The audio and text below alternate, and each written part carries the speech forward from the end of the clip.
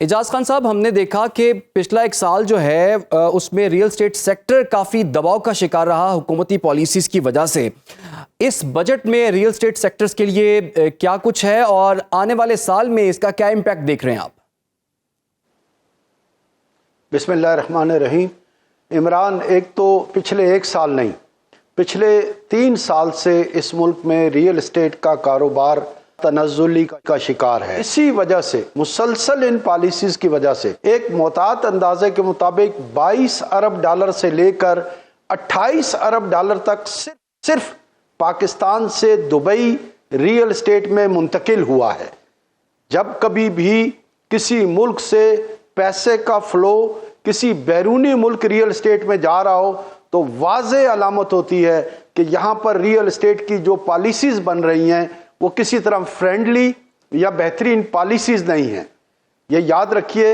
کہ بہترین پالیسی کی نشانی یہ ہوتی ہے کہ جس ملک میں بہترین قانون ہے وہاں سرمایہ ریئل اسٹیٹ میں آئے گا، اور جہاں بہترین ماحول نہیں ہے وہاں سے نکلے گا۔ یہ 1 سال سے نہیں، 3 سال سے یہ عمل ہے۔ اچھا خان صاحب، یہ بھی بتائیے گا، گورنمنٹ کا پرپس تو یہی تھا کہ ایک تو اس سیکٹر کو ڈسپلن میں لایا جائے،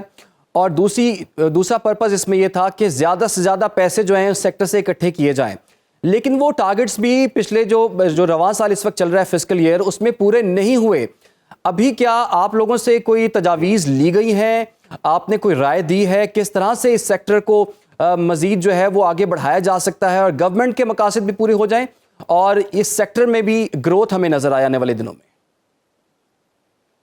عمران، سب سے پہلی بات تو یہ ہے کہ ریئل اسٹیٹ کمیونٹی محب وطن ہے۔ ہم نے تو اس ملک کو چھوڑ کر نہیں جانا، تو ہمارا جینا مرنا اسی ملک سے ہے۔ اس لیے ہر وہ پالیسی جس سے اس ملک کی بھی ترقی ہو، معیشت بھی بہتر ہو اور ہمارا کاروبار بھی بہتر ہو، اس کے لیے تو ہم دل و جان سے حاضر ہوتے ہیں۔ ہماری سفارشات سنی جاتی ہیں، تحریر کی جاتی ہیں، کمروں میں بیٹھ کر ہمیں کہا جاتا ہے کہ یہ آپ جو کچھ کہہ رہے ہیں بالکل فیکٹ اینڈ فگر کے مطابق ٹھیک ہے، لیکن جس وقت امپلیمنٹ ہونے کی بات آتی ہے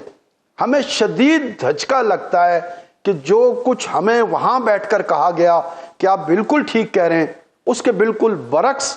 چیزیں آ جاتی ہیں۔ جیسا آپ نے شروع میں کہا کہ جی بہت زیادہ شور ہے کہ جی FED ختم ہوا۔ دیکھیں، میں آپ سے عمران عرض کروں، ریئل اسٹیٹ پہ تو قانوناً FED لگ ہی نہیں سکتا تھا۔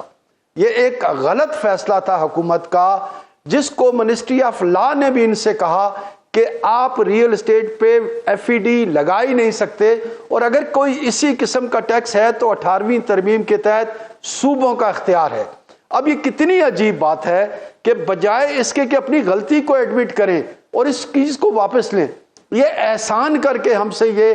FED واپس لے رہے ہیں۔ اور اس FED کی ایک دوسرا تماشا یہ ہے، آج سے 100 دن پہلے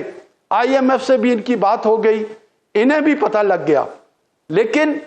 فوری کسی پریزیڈنشل آرڈر کے تحت اس کو واپس نہیں لیا۔ آج تک لوگوں سے جو مجبوراً پراپرٹیاں ٹرانسفر کرا رہے ہیں FED لیا جا رہا ہے۔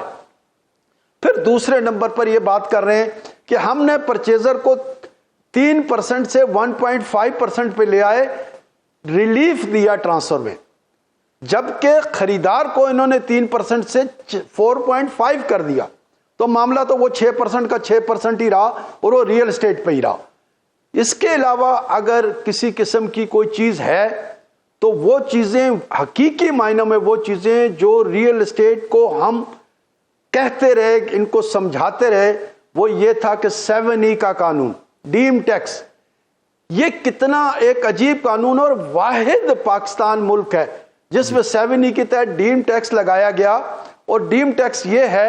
آپ میں کوئی بھی پراپرٹی مستقبل کے لیے، کسی برے وقت کے لیے، کسی بچیوں کی شادی کے لیے، ریٹائر ہونے کے بعد گھر بنانے کے لیے، کسی مقصد کے لیے بھی ہم ایک پراپرٹی خریدتے ہیں اور کسی وجہ سے مارکیٹ میں اس کی قیمت 3 کروڑ سے زیادہ ہو جاتی ہے، تو ہر سال ہم 1% یعنی 3 کروڑ پہ 3 لاکھ روپیہ ہر مہینے حکومت کو 7E کے تحت ٹیکس ادا کرنے کے پابند ہیں۔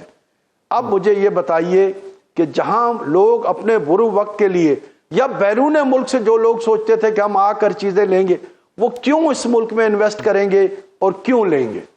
سو یہ ایک تو 7E کو کسی طور پر یہ واپس لینے کو تیار نہیں، جو بہت ہی تکلیف دے اور اس ریئل اسٹیٹ کے لیے تباہی کا سبب ہے۔ اچھا خان صاحب یہ بھی بتائیے گا مجھے سر، یہ بھی عرض کیجئے گا یہ جو ود ہولڈنگ ٹیکس میں نمایاں کمی کی جو ہم بات کر رہے ہیں، پھر فیڈرل ایکسائز ڈیوٹی کا جو خاتمہ ہوا ہے اور سٹیمپ ڈیوٹی میں جو نرمی ہوئی ہے،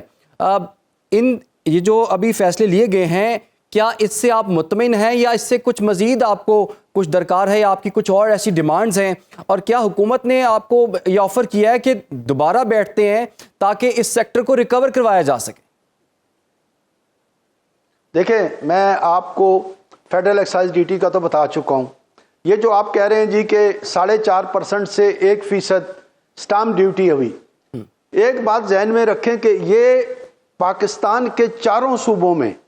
آج سے قریباً 4 سال پہلے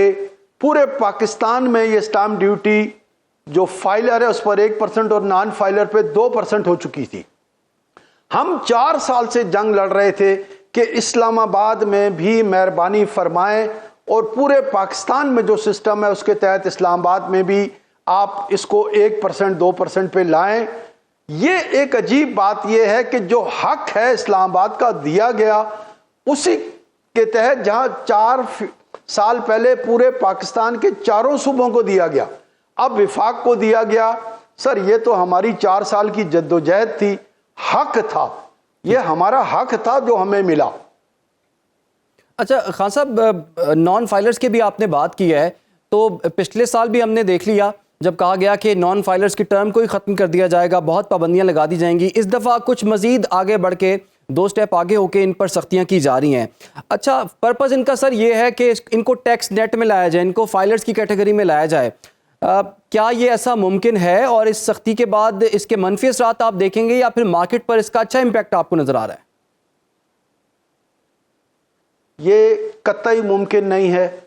کہ لوگ فائلر بنیں گے۔ 2 باتیں بہت واضح طور پہ آپ سے گزارش کروں، بلوچستان اور خیبر پختونخوا، ان 2 صوبوں میں کوئی شخص بھی فائلر بننے کو تیار نہیں ہے۔ اس کی وجہ ہمارا ٹیکس کے دفاتر، FBR کا نظام اور اس کے اندر جو خوف کا ماحول ہے، وہاں جو رشوت کا بازار گرم ہے، وہاں جو لوگوں کی تذلیل کی جاتی ہے، وہاں جو لوگوں کو بلیک میل کیا جاتا ہے اور خاص طور پر سادہ لوگوں کو، جب تک آپ ملک کے لوگوں کو یہ یقین، تحفظ، اعتماد نہیں دلائیں گے کہ FBR میں اور ان اداروں میں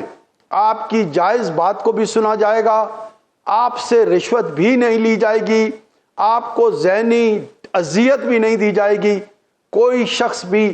اپنے پیسے لے کر اس اذیت کے دفاتر میں نہیں جائے گا۔ سو بلوچستان اور خیبر پختونخوا، یہاں سے تو بھول جائیں آپ کہ لوگ فائلر بنیں گے۔ اور معذرت کے ساتھ یہاں کا بہت بڑا طبقہ ہے جو ریئل اسٹیٹ کے اندر انویسٹ کرتا ہے۔ اور پھر عجیب بات یہ ہے، دوسری بات میں آپ سے عرض کروں، یہ فائلر کی بات کرتے ہیں سر، اس ملک کے اندر مجھے صرف ایک بات بتائیں، کون شخص ایک فقیر، ایک آفس بوائے، ایک چوکیدار اور اس سے لے کر اوپر چلتے چلے جائیں، ہر شخص ٹیکس کے نظام میں بندھا ہوا ہے۔ بالکل 25,000 30,000 روپے مہینہ تنخواہ لینے والا اپنی ضروریات زندگی کی جو چیز لیتا ہے اس پہ 16%، 17%، 18% ٹیکس ادا کرتا ہے۔ جس کے ہاتھ میں ٹیلی فون ہے اس سے ایڈوانس ٹیکس لیا جاتا ہے۔ زندگی کا کون سا شعبہ ہے جس پہ آپ ٹیکس نہیں دیتے؟ یہ کیسی عجیب بات ہے کہ آپ نے خان صاحب بڑا اہم نقطہ اٹھایا کہ ہر بندہ جو ہے غریب سے غریب اور امیر سے امیر جو ہے وہ اس ٹیکس نیٹ ورک میں شامل ہے اور وہ ٹیکس دے رہا ہے، اس پہ ٹیکس اپلائی ہوتا ہے نہیں ہوتا، لیکن انڈائریکٹ ٹیکسز کی زد میں سب لوگ آ رہے ہیں۔ دوسرا عام مسئلہ یہ ہے فیئر ٹیکسیشن نہیں ہے اس ملک کے اندر، اور ایک اچھا سیکٹر جو کہ پے بیک بھی کر رہا تھا اس پر مزید سختیاں کی گئی اور اس میں ہم نے دیکھا کہ جو ٹارگٹس تھے وہ اس سال یعنی کہ جو یہ سال کا فسکل ایئر ہے وہ ٹارگٹس اچیو نہیں ہوئے. کچھ مزید یہاں پر ریلیف کی توقع بھی ہے اور ڈیمانڈ بھی کی جا رہی ہے. اعجاز خان صاحب نے جس طرح سے کہا کہ اس میں مزید اسٹیک ہولڈرز کے ساتھ بیٹھ کے جو چیزیں طے ہوتی ہیں وہ بجٹ میں بھی ریفلیکٹ ہونی چاہیے, اور صرف ریئل اسٹیٹ صرف ایک سیکٹر نہیں ہے بلکہ اس کے ساتھ جڑی ہوئی 30-40 انڈسٹریز ہیں, ان کا پہیہ بھی اسی سے چلتا ہے. تو ہم امید کرتے ہیں کہ آنے والے دنوں میں حکومت تمام فریقوں کو ساتھ بٹھائے گی اور ان کے جائز مسائل کو سنا جائے گا تاکہ معیشت کا پہیہ جو ہے وہ چلتا رہے.